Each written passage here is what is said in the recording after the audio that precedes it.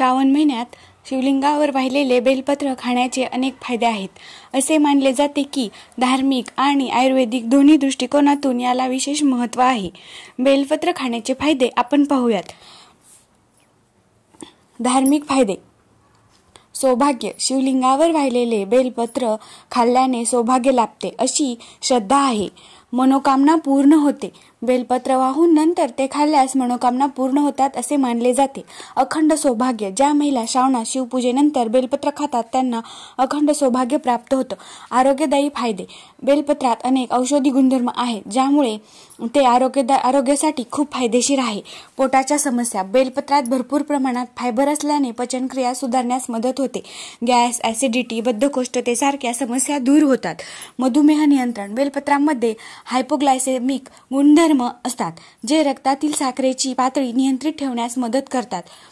मधुमेहाच्या रुग्णांसाठी हे खूप उपयुक्त आहे. हृदयाचे आरोग्य. बेलपत्र अँटीऑक्सिडंट समृद्ध असल्यामुळे हृदयाला निरोगी ठेवण्यास मदत करते आणि हृदयविकाराचा धोका कमी होतो.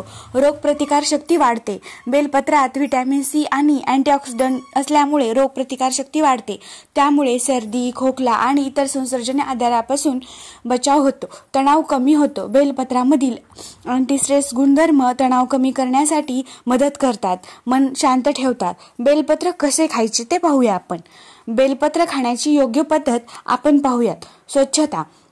शिवलिंगाला अर्पण केलेले बेलपत्र खाण्यापूर्वी ते स्वच्छ पाण्याने धुवून घ्यावे. बेलपत्राची ताजी पाने सकाळी रिकाम्या पोटी चावून खावीत. तुम्ही बेलपत्राचा काढा बनवूनही पिऊ शकता. यासाठी बेलपत्राची पाने बारीक वाटून पाण्यात उकळून घ्या आणि नंतर गाळून घ्या. वाळलेल्या बेलपत्राची पावडर बनवून गरम दुधासोबत सेवन केल्यास शरीरात नवीन रक्त तयार होण्यास मदत होते. काही महत्त्वाचे मुद्दे आहेत ते आपण पाहूयात. शिवलिंगावर अर्पण केलेला नैवेद्य प्रसाद म्हणून खाण्यास मनाई असते, परंतु बेलपत्र हे औषधी गुणधर्मामुळे खाल्ले जाते.